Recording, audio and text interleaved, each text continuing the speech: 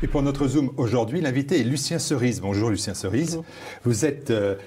Vous avez une formation en sciences humaines et sociales et vous êtes l'auteur d'un ouvrage qui s'intitule Retour sur Maïdan aux éditions Le Retour aux sources.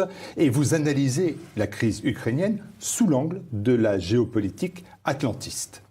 En préambule, et pour nos téléspectateurs, je pense qu'il est important que vous rappeliez les faits et la chronologie de ce qui a conduit à ce qu'on a appelé la révolution de Maïdan, de la place de l'indépendance à Kiev, en Ukraine, pendant l'hiver 2013-2014.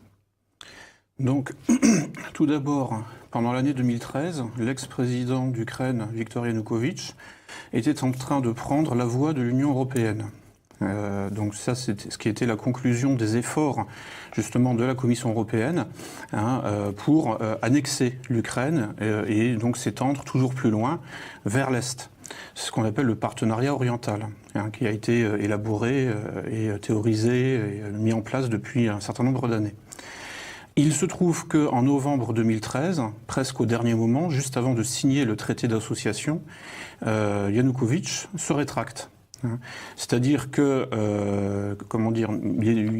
d'une certaine façon, il était dans une espèce de marchandage avec Moscou, et donc il se trouve que Moscou lui propose plus d'argent que la Commission européenne pour, en quelque sorte, que l'Ukraine reste dans la sphère d'influence de Moscou et ne tombe pas dans celle de Bruxelles et de toute la zone européiste.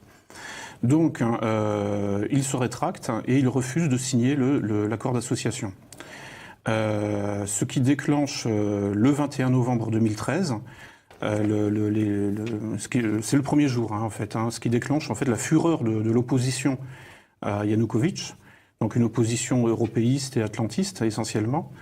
Donc un journaliste, Mustafa Nayem, lance le mème, c'est-à-dire le slogan de l'Euromaïdan sur Twitter et demande aux gens de venir les plus nombreux possibles donc sur la place de l'indépendance au centre de Kiev. La place de l'indépendance dite Maïdan. En fait, Maïdan, ça veut dire place.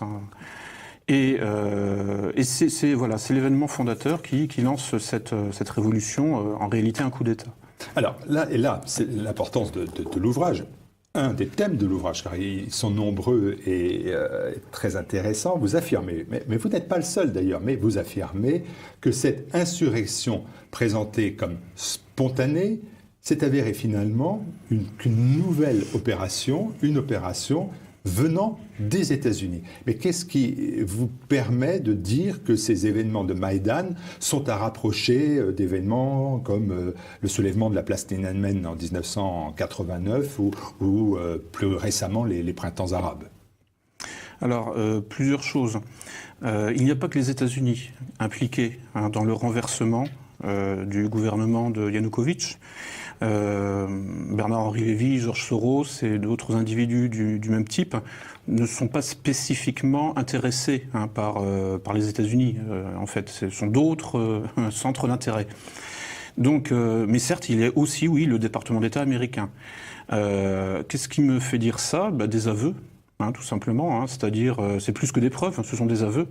Notamment par exemple, George Friedman, qui fait partie de toute une nébuleuse d'agences de renseignement privées aux États-Unis, et qui a dit oui. Alors son agence est surnommée la CIA de l'ombre, et il s'est exprimé publiquement en disant effectivement c'est le coup d'État le plus évident de toute l'histoire, sachant que les mêmes méthodes sont appliquées. Place Tiananmen ou place Tahrir, par exemple, en Égypte. C'est-à-dire qu'on rassemble des gens sur un espace géographiquement très limité, parce que le reste... Moi, j'ai un ami qui était au Caire pendant les événements de la place Tahrir. Il m'a dit, il ne se passe rien en dehors de la place Tahrir. C'est-à-dire, c'est le 16e arrondissement de Paris, un dimanche soir, quoi. C'est tranquille au possible. Donc, en fait, les événements se concentrent sur une zone qui va être filmée à outrance, et qui va servir en quelque sorte de caisse de résonance. et qui va donner l'illusion que c'est un soulèvement national d'une population qui se soulève contre le despote qui l'opprime depuis toujours. En réalité, bon, on voit que en général les gens qui sont filmés, c'est à peu près toujours le même profil, c'est plutôt des jolies filles ou alors des gens qui vont attiser la sympathie, ou des petits vieux, etc., qui sont frappés durement. En général, bon, c'est plutôt ce type-là, enfin ce genre de figurants qui sont mis en évidence.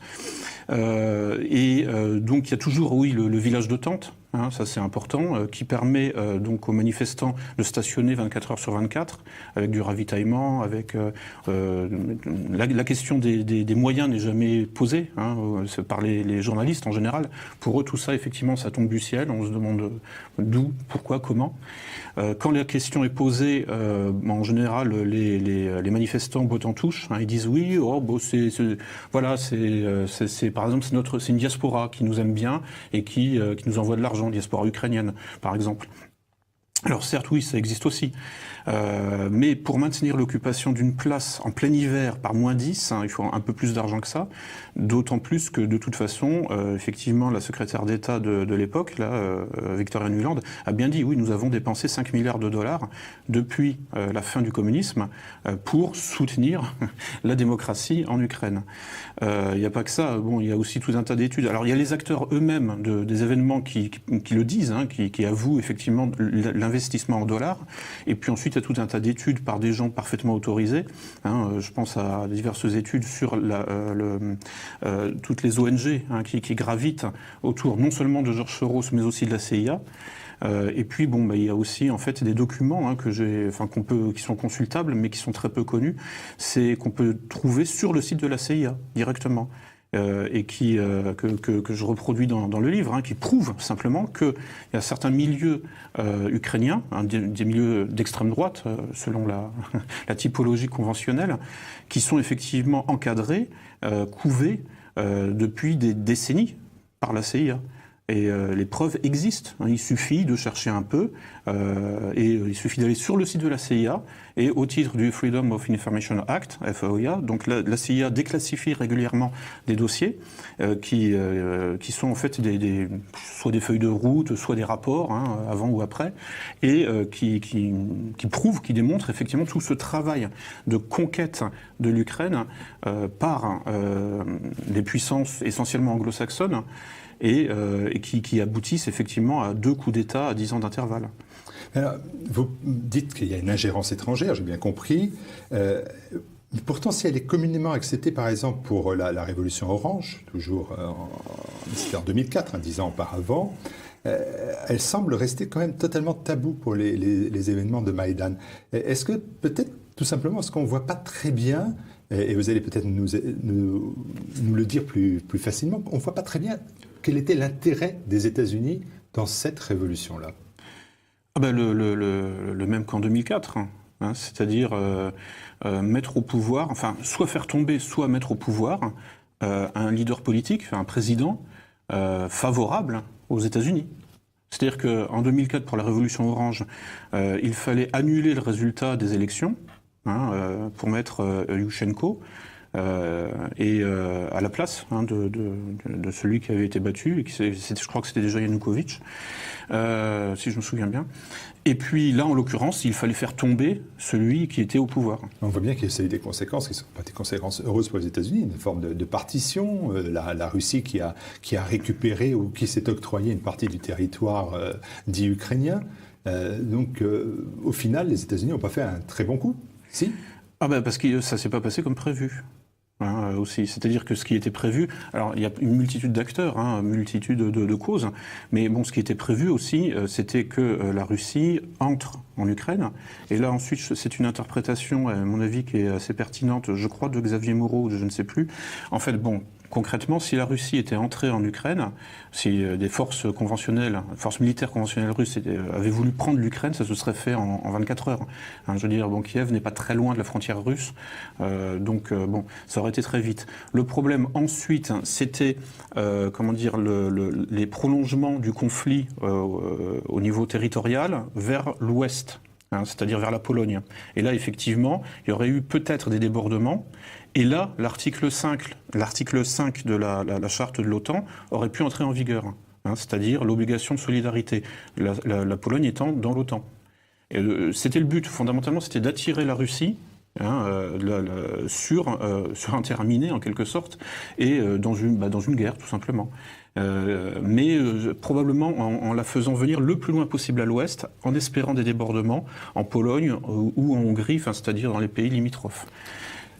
Quand vous parlez de l'OTAN, ça m'amène à dire que l'ouvrage Retour sur Maïdan est sous-titré, que les sous-titres ont aussi toute leur importance, et il est intitulé La guerre hybride de l'OTAN. Est-ce que vous pouvez m'expliciter ce que vous faites dans le livre, rapidement, mais néanmoins, cette notion de guerre hybride? Qu'est-ce que vous entendez par là? Alors, c'est pas moi qui ai inventé le terme, hein. Ça fait un certain nombre d'années que le terme circule. C'est un peu similaire au terme de guerre de 4e génération, mais en plus complexe encore. En fait, la guerre hybride, c'est tout simplement la guerre totale. Voilà. C'est la guerre sans limite. La guerre qui en fait implique autant les civils que les militaires. Donc on se retrouve avec des civils militarisés et qui implique donc aussi l'intérieur, c'est-à-dire autant l'intérieur que l'extérieur, c'est-à-dire autant la subjectivité que la géographie, hein, que les territoires à conquérir. Donc c'est aussi une guerre culturelle, une guerre cognitive, une guerre psychologique. Donc c'est vraiment une guerre qui se déploie donc sur tous les fronts, mais dont la spécificité peut-être, c'est peut-être ça la vraie spécificité, c'est que la ligne de front reste très très difficile à placer clairement. On ne sait pas exactement qui attaque. En fait, tout est fait pour qu'on ne le sache pas, c'est-à-dire pour qu'on n'arrive pas, enfin, pour que la figure de l'ennemi soit brouillée. Vous voyez, en multipliant les acteurs de cette guerre, qui peuvent être, par exemple, des civils. Hein, donc, a priori, on ne pense pas que les civils puissent faire partie puissent être les acteurs d'une guerre, ou en utilisant aussi des gens en position de faiblesse apparente. Qui peuvent être des immigrés clandestins ou leur soutien dans les ONG immigrationnistes, etc. Faut savoir que donc l'immigration clandestine est utilisée comme une arme depuis Kadhafi. Aujourd'hui, c'est Erdogan qui menace de ça. Mais bon, ce qui se passe en Europe là depuis 2015, fondamentalement, ça relève de cette guerre hybride aussi, et la conquête de l'Ukraine par certains cercles de Bruxelles ou de Washington, fondamentalement, participent de cette guerre généralisée. Alors, les troupes de la place Maïdan ont été la démonstration, ce que vous dites, ce que vous expliquez clairement, d'une véritable guerre de l'information. Vous parlez d'une guerre totale, donc aussi d'une guerre de l'information, avec l'utilisation des médias, des réseaux sociaux, au service d'une propagande politique. Et là, en fait, on rejoint un thème qui est important chez vous, c'est la question de l'ingénierie sociale, soit finalement le contrôle des foules et la psychologie des individus, une thématique que vous exploitez, que vous utilisez énormément dans vos ouvrages. Et là, est-ce que c'est véritablement l'exemple type de cette ingénierie sociale ? Oui, tout à fait. En fait, l'ingénierie sociale, c'est quoi? C'est la transformation furtive d'un sujet social. Si on prend le cas de l'Ukraine, il s'agit de transformer l'Ukraine, c'est-à-dire de l'arracher à son identité slave, donc de l'arracher à la proximité avec Moscou, pour en faire un pays occidental sur le modèle de ce que c'est aujourd'hui que l'Europe de l'Ouest, c'est-à-dire multiculti, immigrationniste, LGBT et tutti quanti, tout ce qui va avec la société ouverte. La société ouverte, qui est un concept de George Soros, mais qui est revendiqué aussi par l'OTAN. Donc le secrétaire général de l'OTAN, Jens Stoltenberg, a fait des déclarations très claires là-dessus, pro-LGBT. Là, récemment, on voyait justement, d'ailleurs, au dernier sommet de l'OTAN, un homme sur la photo des femmes, des épouses des présidents de l'OTAN. Donc la société ouverte, c'est ça, c'est cette société qui refuse toute forme de discrimination, quelle qu'elle soit, et qui est le nom, en quelque sorte, de ce modèle occidental, occidentaliste, on pourrait dire, de cette espèce de modèle de ultralibéral et de marché global et de ce modèle mondialiste, en fait. Et nul ne doit y échapper. Donc l'Ukraine y échappait jusqu'en 2013. Donc il y a eu effectivement un coup d'État pour arracher l'Ukraine à son identité d'origine et la faire basculer furtivement, puisque c'est une transformation furtive, la faire basculer furtivement du côté de la société ouverte. C'est-à-dire, quand je dis furtivement, c'est-à-dire effectivement en simulant la spontanéité. Alors que c'est parfaitement calculé, parfaitement réfléchi depuis des dizaines d'années.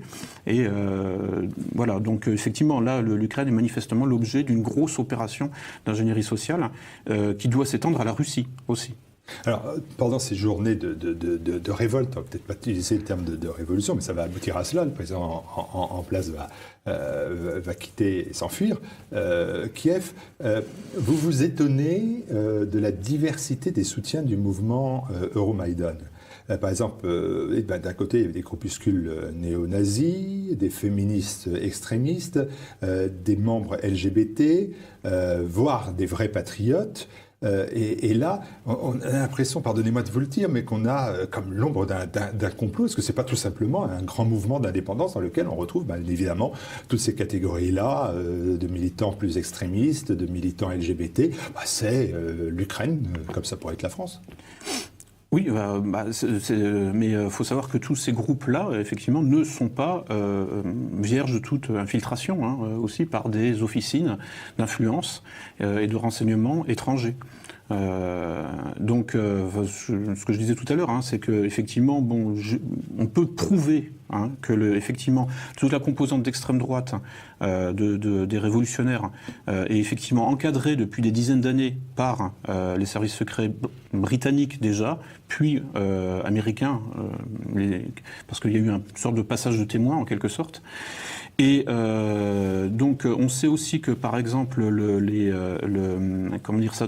tous les groupes d'extrême gauche, parce que il y a effectivement, pour schématiser, il y a eu effectivement donc des militants d'extrême droite, pour aller vite, des militants d'extrême gauche, pour aller vite aussi, je résume. Ensuite, des patriotes, certainement, oui, effectivement, plutôt du côté d'extrême droite. Il y en a forcément, oui, des sincères, qui se disaient, oui, abat Yanukovych, ça ira mieux après si on arrive à le renverser. En général, ces vrais patriotes, aujourd'hui, font la tête. Ils se rendent bien compte que la situation est pire aujourd'hui qu'avant. Et ils créent leur propre boutique. La preuve qu'effectivement, une des preuves que les événements de 2013-2014 avaient les faveurs d'un certain nombre de puissances, c'est que quand ces vrais patriotes qui font scission des organisations Pravi Sector ou Azov, etc., créent leurs propres organisations et qu'ils essayent de relancer une nouvelle révolution en campant, par exemple, place Maïdan, ils installent leur tente. Ils tiennent 2 jours. Ils sont rapidement dégagés par la police et en fait, fondamentalement, c'est un échec total. Donc, en fait, déjà, les organisations d'extrême droite sont assez groupusculaires, mais il y a des groupuscules qui font scission de ces premiers groupuscules et qui, eux, effectivement, n'arrivent pas du tout à reproduire les mêmes effets qu'en 2013-2014. Donc, là, un observateur extérieur, déjà, pourrait commencer à se gratter la tête et à se dire, mais bizarrement, les mêmes causes ne produisent pas les mêmes effets. Est-ce qu'il n'y a pas entre les deux justement en fait un élément qui vient mitiger, qui vient transformer ou qui donne son accord dans certains cas et qui le refuse dans d'autres? Voilà. Et comme je vous disais, là-dessus, de toute façon, en fait, les preuves historiques existent, effectivement, de l'encadrement des groupes d'extrême de droite par les services britanniques et américains. Quant aux groupes d'extrême gauche qui sont aussi responsables des événements, là, en fait, c'est même en source ouverte. Il n'y a même pas à chercher. En réalité, il suffit de remonter sur Soros. Soros qui, a priori, n'est pas ukrainien et qui n'a rien à faire dans ce pays, hormis propager, le désordre. Parce que à la fin, son ordre viendra du chaos. Et comme il le fait partout, comme il le fait en Hongrie, alors là, il connaît un peu mieux le terrain puisqu'il est originaire de Hongrie, mais comme il le fait en Europe de l'Est depuis les années 80. C'est-à-dire que les premières fondations Soros ont été placées à l'époque encore sous le communisme. C'était les premières, vraiment les fondations des fondations, en quelque sorte, dès les années 80. Et alors, évidemment, avec donc la libéralisation successive à la fin du communisme, bon, là, je veux dire, il n'y avait plus aucune limite. Mais ça fait des dizaines d'années maintenant. Il faut c'est assez... je dirais qu'il n'y a pas de mystère là-dessus. Moi, je veux bien vous suivre jusque-là, je veux bien vous suivre. Il y a un moment donné où j'arrive plus à vous suivre dans l'ouvrage, je vous le dis franchement, c'est quand vous comparez les combattants de Maïdan avec les terroristes de l'État islamique. Alors, moi, je dois dire que j'ai beau chercher, ils ne partagent pas les mêmes motivations, ça c'est parfaitement clair. Ils ne partagent pas les mêmes horreurs, c'est quand même aussi parfaitement clair. Ils ne partagent pas le même nombre de victimes, c'est aussi parfaitement clair. Est-ce qu'on peut vraiment faire ce type de rapprochement? Alors le rapprochement, ils l'ont fait eux-mêmes, dans les années 90, c'est-à-dire en Tchétchénie, pendant les 2 guerres de Tchétchénie. Et là, il y a aussi des déclarations, des aveux tout simplement, Dmitro Yarosh par exemple, ou d'autres, qui ont dit effectivement, on était avec les Tchétchènes contre Moscou dans les années 90, mais ils étaient sur le terrain, donc ils se battaient ensemble. Tchétchènes qui sont musulmans. Voilà. Donc les contacts ont été pris à cette époque-là, et aujourd'hui, on a les preuves, on le sait, et puis là aussi c'est reconnu par tout le monde, qu'il y a des bataillons islamistes en Ukraine, dont les noms sont connus, c'est le bataillon Cher Mansour et le bataillon Doudaïev. Ça, c'est pour les 2 plus gros bataillons, et il y a un bataillon tatar dont j'ai oublié le nom. Donc il y a une implication islamique, et islamiste, et djihadiste en Ukraine. Quand on examine un petit peu aussi les déclarations des leaders de l'État islamique, qu'est-ce qu'ils font si ce n'est appeler à attaquer la Russie, partout où c'est possible, donc en Ukraine également. En fait, ce qui se passe, c'est que les bataillons, les groupes d'extrême droite ukrainiens et les groupes djihadistes partagent les mêmes cibles, fondamentalement. C'est-à-dire la Syrie par exemple, la Russie et un certain nombre de cibles un peu moins importantes. Premièrement déjà ça pose question, puisqu'il y a un recoupement exact des cibles de l'extrême droite ukrainienne avec le paramilitaire djihadiste et avec les cibles de l'OTAN et la CIA, et l'Union européenne. Qui en fait à chaque fois désigne les coupables, désigne les cibles. C'est toujours Bachar el-Assad, c'est toujours Vladimir Poutine. Ça peut être aussi des gens qui ne sont pas au pouvoir encore. Ça peut être le Front National par exemple. Mais on voit bien que là effectivement il y a quand même. Alors je parlais d'un front difficile à poser dans cette guerre hybride. Il suffit de regarder qui sont les cibles des médias, qui sont les cibles des paramilitaires à droite et à gauche. Ça se recoupe, mais vraiment presque à 100%, je dirais. Et quand ça se recoupe pas à 100%, c'est peut-être parce que tout simplement l'information n'est pas encore passée, je sais pas. Mais il y a vraiment une convergence, en fait. Il faut réussir à la comprendre sans a priori idéologique. Il faut comprendre qu'en réalité, les idées sont des coquilles vides. Les systèmes idéologiques sont des coquilles vides. Le nationalisme ethnique ukrainien est une coquille vide qui sert simplement à envoyer des gens au front. Se battre. Le djihadisme est une coquille vide qui sert simplement à envoyer des adolescents se faire trouer la peau en Syrie ou même en France.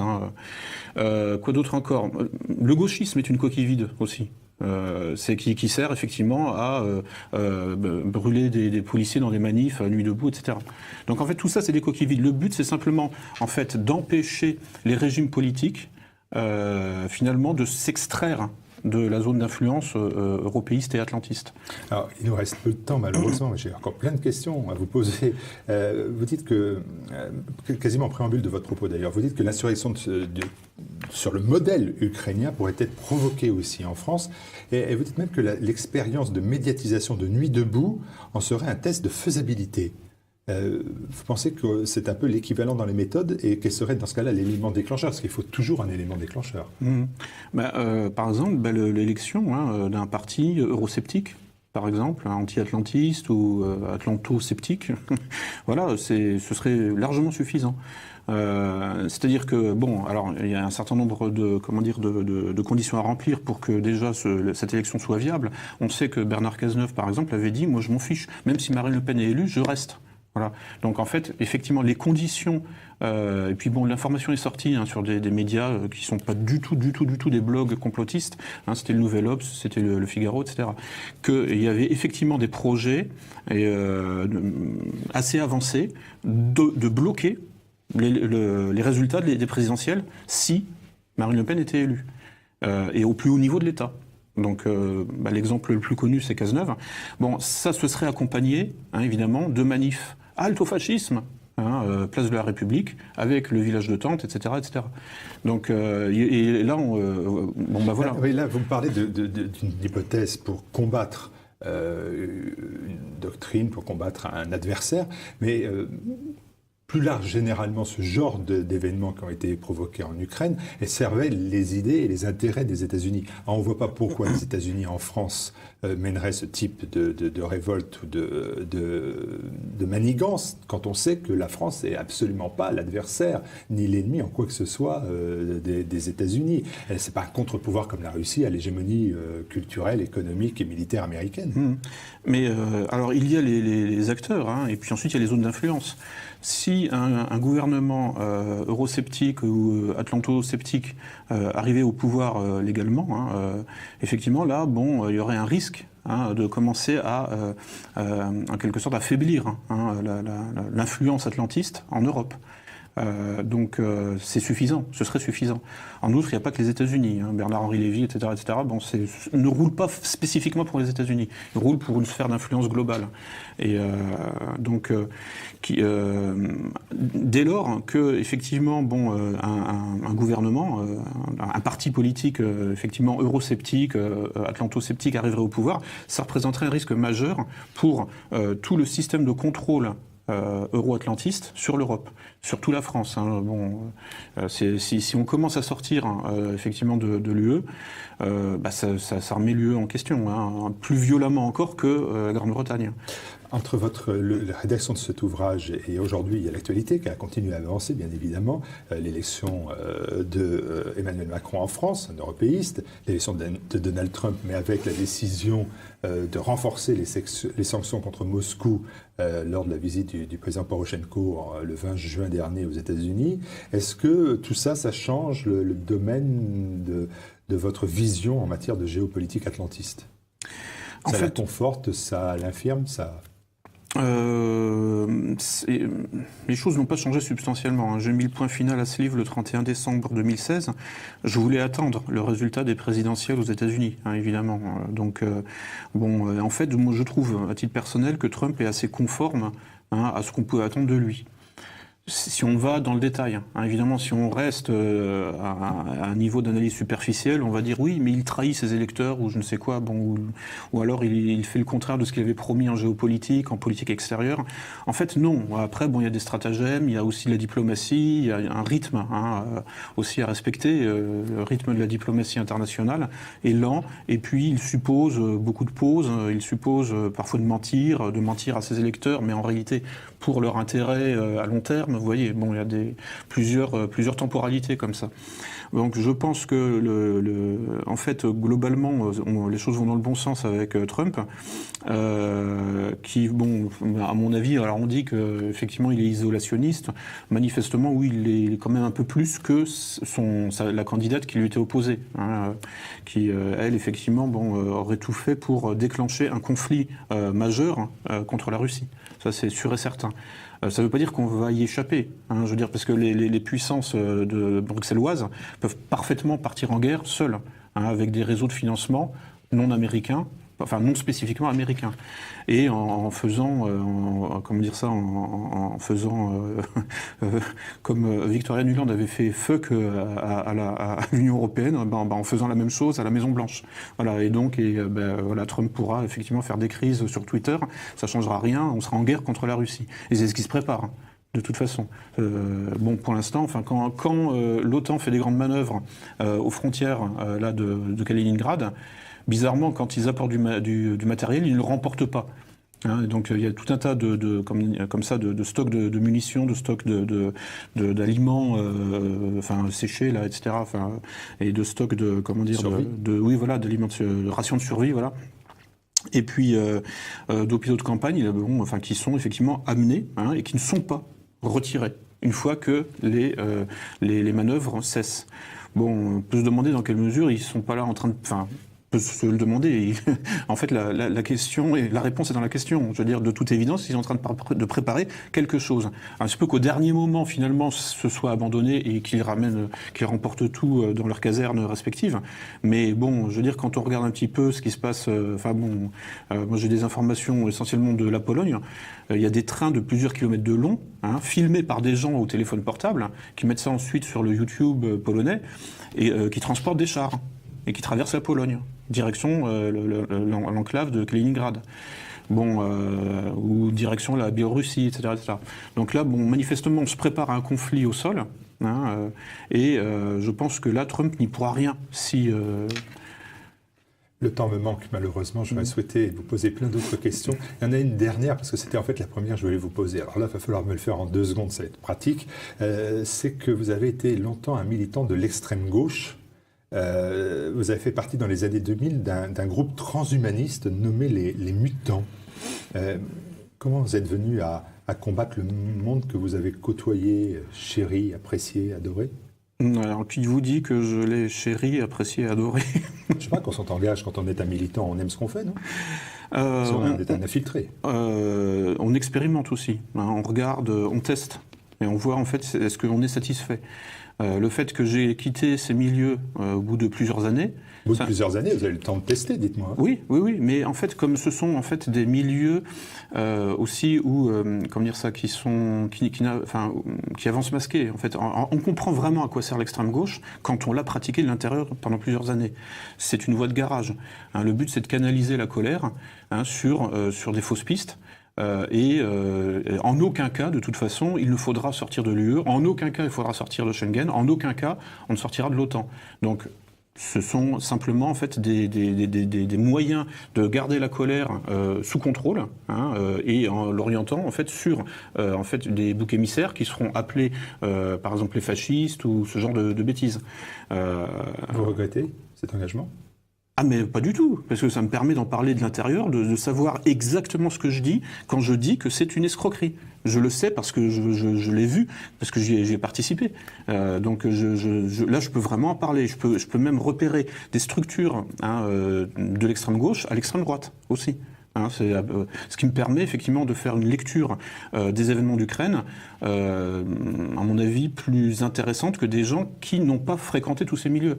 C'est-à-dire que moi, j'ai tout fait, de l'ultra-gauche à l'ultra-droite, en passant aussi par les religions, en fait, fondamentalement, moi, je fais pas de la politique. Moi, ce qui m'intéresse, c'est les milieux sociologiques, c'est ma formation, avec tout le côté psychologique, tout le côté fantasmatique qui les accompagne. Ça, c'est très jouissif, de rentrer un petit peu dans l'intériorité fantasmatique des gens, c'est assez amusant. Et c'est ça qui me stimule fondamentalement. Donc le temps que j'étais à l'extrême gauche, c'était aussi pour des raisons purement instrumentales, parce que j'étais précaire, etc., etc. Donc je me disais, c'est une façon malgré tout de faire avancer ma cause, c'est-à-dire effectivement lutter contre le règne de l'argent. Mais ça c'est partagé aussi à droite. C'est tous les gens un peu sensés savent que le capitalisme est mauvais. Point barre, c'est tout. Donc il se trouve que l'anticapitalisme était un peu plus représenté à gauche avant. Voilà. Aujourd'hui, ça c'est totalement abandonné. Maintenant que l'extrême gauche ne parle plus que d'une chose, c'est les droits des minorités, c'est les transsexuels, c'est les immigrés clandestins, il n'y a plus que ça. Donc mais ça, je l'ai vu se préparer, si vous voulez. Je l'ai vu se préparer il y a 10 ans, il y a 15 ans. Je me disais, si ça continue comme ça, j'arrête. Et ça a continué, et donc j'ai arrêté. N'est plus en marche. Allez, retour sur Maïdan, la guerre hybride de l'OTAN. Ouais. Lucien Cerise, merci beaucoup d'être venu présenter cet ouvrage. Merci à vous.